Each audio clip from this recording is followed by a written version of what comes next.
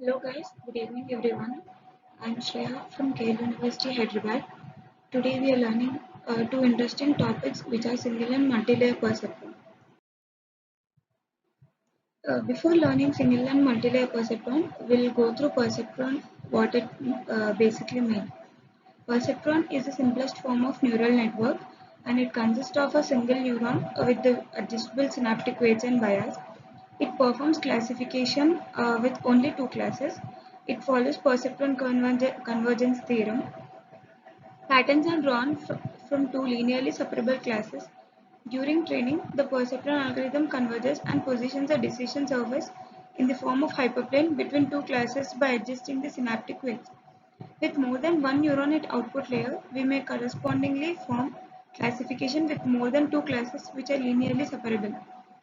In this perceptron, there are two types of models which are single layer and multi-layer perceptron.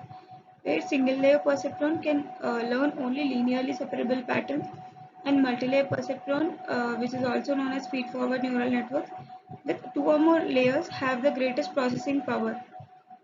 In the below diagram, we can see that the input input nodes are given some synaptic weights to it. Then output is generated. Coming to the next slide, we'll learn about single layer perceptron. Single layer perceptron is also called as feed-forward neural network. The working of this single layer perceptron is totally based on the threshold transfer between the node. This is the simplest form of artificial neural networks and it is generally used in the linear based cases for machine learning problems. Let us learn the algorithm which is working behind the single layer perceptron.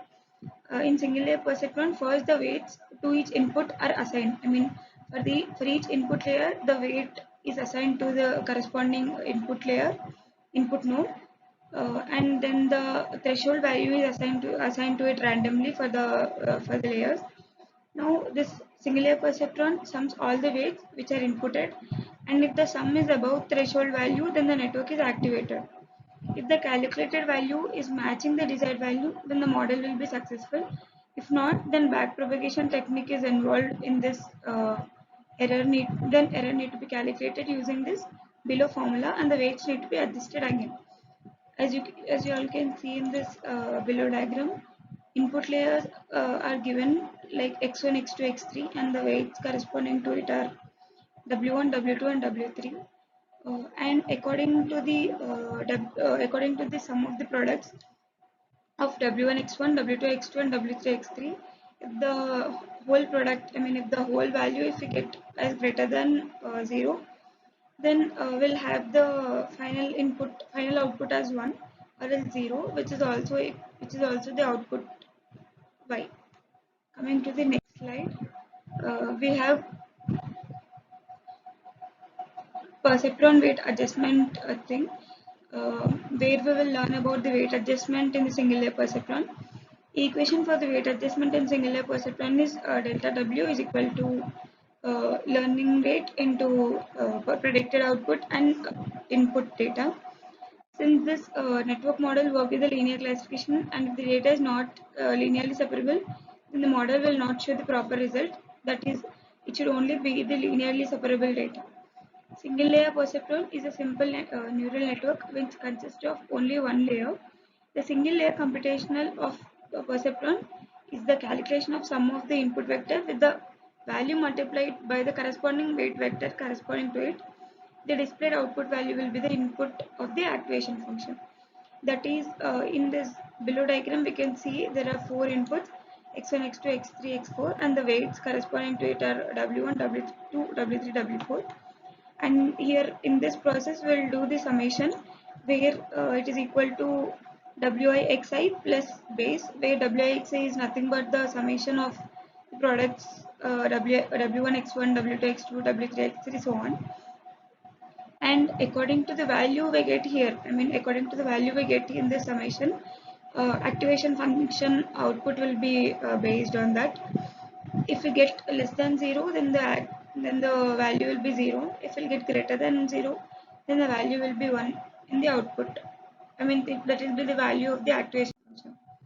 Coming to the next slide, Perceptron basically consists of four parts, which is input layer, which is visible to us.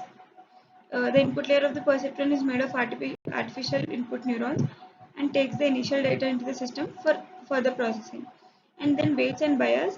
Weights are nothing but the strength of the connection between the units. If the weight to node 1 to node 2, if the weight to node 1 to the node 2 has the higher quantity, has the higher value, then the neuron 1 has more considerable influence on the neuron. Coming to bias, which is same as the intercept added in the linear equation, it is just an additional parameter whose task is to modify the output along with the weighted sum of the input to the other neurons. Net sum, which will calculate the total sum. An activation function, a neuron can be activated or not, which is determined by an activation function. Activation function calculates the weighted sum and further adding bias with it to give the final result. That is, we can see these are the input layer, and these are the weights corresponding to it, which are particularly not given here. And this is the input sum, which is the summation, and this is the activation function according to the above description. Coming to the next slide, we'll learn about the multilayer perceptron.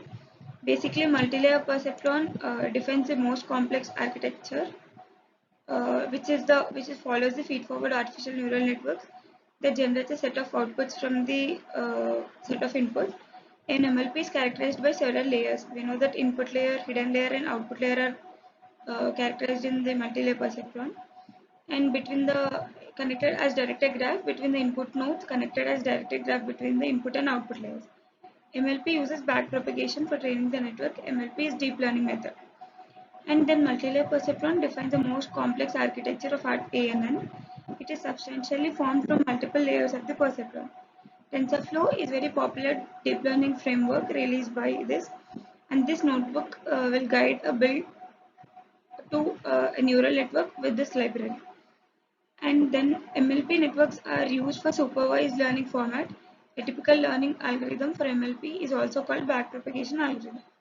According to the above information, we can see the input layers and the hidden layers in this, and the output layer, and the backpropagation is done in this diagram, where backpropagation is done to adjust the weights to our desired values, to our desired output values. Moving to the next slide, we'll discuss about the about the weight adjustment.